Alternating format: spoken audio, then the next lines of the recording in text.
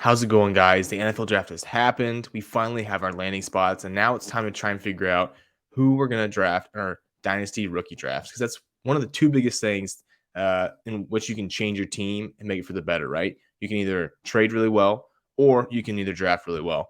And so we need to make sure we're drafting the right guys. And so I'm going to be showing you guys the final grades for my rookie running back model and see how each guy graded out. This is the first time I've ever posted this on YouTube. I've had 7 other years worth of running back grades, but I've never posted it after a rookie draft on YouTube. So you guys get to see it here first. And I'm extremely excited to see how this kind of works out and see if we can get the edge in rookie drafts, because essentially that's what we're trying to do here. We want to be able to beat our league mates in our dynasty fantasy football leagues and win championships, right? So let's take a look at how this model grades out versus the NFL draft capital. And if you haven't already joined the Discord, there's a link down in the description. You could have found these grades. I posted them in our Discord first before I uploaded them to YouTube. So if you had a really early, rookie draft, like on the Sunday after the NFL draft, you'd have gotten those first.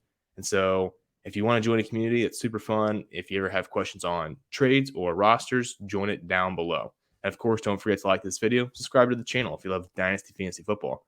So you can see here, though, the NFL has an R squared value of 0.414. If you don't know what that means, essentially you want to get as close to 1 as possible. If you get to 1, you're basically saying that, whatever your grade is 100% correlated to fantasy football success. So they have this R squared value of 414, which is pretty good, honestly. But the model itself for the 207 running backs I've graded has a R squared value of 0.525. So you can see much more accurate than the NFL draft, even though the NFL draft is accurate. This is what I wanted for us. I want to be able to create something that's going to help us in our rookie drafts, give us the edge. And I think I've done just that. And hopefully this year, this will help you guys figure out who you need to be drafting, because there's going to be a tier of really tough running backs to try and differentiate. So I want you, this isn't the end all be all, right? I don't want you guys to be like, well, I'm only going with Noah's model, but I hope it's just another piece in the puzzle. So for the first time this year, let's look at who we have graded in the 2023 class. As you can imagine, Bijan Robinson the top by quite a bit. I was super excited with the draft capital he got at 8. That led him to become one of only 3 running backs ever since 2016 to be a generational running back. He's an elite talent. He's an elite company with guys like Saquon Barkley and Leonard Fournette as well. And he's 100% worth it in your rookie drafts. 100% without a doubt. He is the 101. And then we start looking down the list. Jahmyr Gibbs, great. What a great draft for him. That skyrocketed him with that draft capital, getting 12 for the Lions. And now some people were kind of worried with Swift there, Montgomery there. Now Swift just got traded. I think Montgomery is a good back, but Jahmyr Gibbs clears him by quite a bit. And he did meet that Hall of Fame level tier. And if you can see on the right-hand side, that's kind of the legend that I've made based off of just natural tier breaks. And so, the higher you get, the better chance you have at becoming a running back 1. And in the Hall of Fame kind of sector or category, whatever you want to call it, that is an extremely elite company.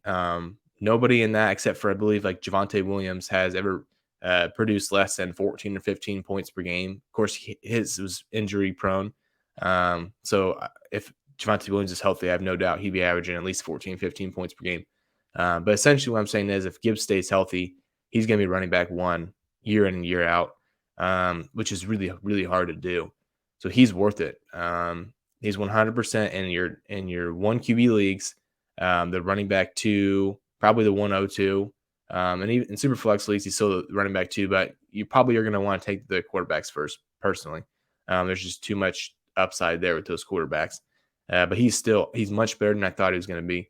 I'm very happy. So we got on the list here, and we got Charbonnet, Spears, A-Chain, Miller. This is where it's going to get really tough.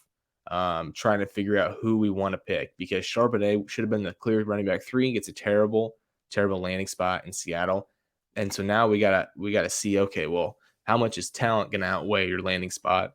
And I think we got to try and meet somewhere in the middle, right? I really like Devin A. Chain. I think that he has the clear path to be the running back 3 in this class, being in Miami. However, didn't grade quite as well as a guy like Zach Charbonnet. In the upside category, it's upside, but it's not for sure at all. It's tough to say if those guys are going to be, hits or misses. It's usually 50-50. That's why it's upside. So just keep that in mind with guys like A-Chain and Miller. Spears isn't far off the path. I really like Tajay Spears. I know people are perhaps a little off on him because of injury history and he's behind Derrick Henry. But I think if you can get him in the middle of your second round in super flex drafts or at the end of the first, an early second in 1 QB leagues, that is a great value pick. I think Tajay Spears could be the running back 3 as well. And again, all these guys could be. They have their different attributes, so really none of them are bad guys to have. But I wanted to show you guys the 2022 class in comparison because you'd be like, okay, no, this is great. You can see the 23 class and how it kind of grades out. But how does this compare to 2022, right? How am I supposed to use these picks to my advantage? Maybe trade for better value, or maybe we'll get guys that are we can trade up and get picks. Maybe sell some of these running backs from this 22 class if people are off on this 23 class for whatever reason. So let's look at the 22 class in comparison. Bijan far and away again number 1, but Breece Hall graded out really well. He's running back 1 last year. No surprise. But I love Breece Hall. Should be the running back 3 probably in Dynasty. Maybe running back 2 over Jonathan Taylor. And then you have Jahmyr Gibbs. The gap between Gibbs and Walker is pretty significant. I'm taking Gibbs probably, even though we haven't seen him in the NFL. I do like Kenneth Walker, but with him and Charbonnet both there, that's going to be, look at that. You both see them there. They're both 2 good running backs between Walker and Charbonnet. So Seattle's really, stocking up on these solid running backs. But as you go down the list, I hope you can see where some of these guys land and what makes sense, right? A guy like Tank Bigsby, Dameon Pierce, you can see some similarities there, and so on and so forth. So this kind of shows us where each class lands. And that's what I love about this model is we can take the grades and we can compare them across classes because it's all the same, right? They're all the same for everybody. It's all the same metrics. And so I think one more thing to add on is we look at the type. Let me talk about the type real fast. A workhorse plus is a guy who's 210 pounds, right, or more, and 30 BMI or more. Those are like the thick guys, 3 down backs. That's who you want. Then you go down the list. You have a workhorse light, right, who is under the 210, is over 210, but he's under 30 BMI, right? So a guy like Zach Charbonnet, he's over 210, but he's taller, right? He's 6 foot, 6'1". So he's just his BMI is a little bit less. You go committee plus, and that's where you get into they're under 210, but they're still a little stocky, right? They're over 30 BMI. Last guy, running back by committee, that's in red. That's under both, right? Those are light guys. And that's one thing this class has that scares me a little bit. You have Jahmyr Gibbs. I was a little bit worried until the NFL draft told me not to worry. Now I'm not so worried. You got Tajay Spears, running back by committee guy, right? Devin A. Chain, 190 pounds, running back by committee.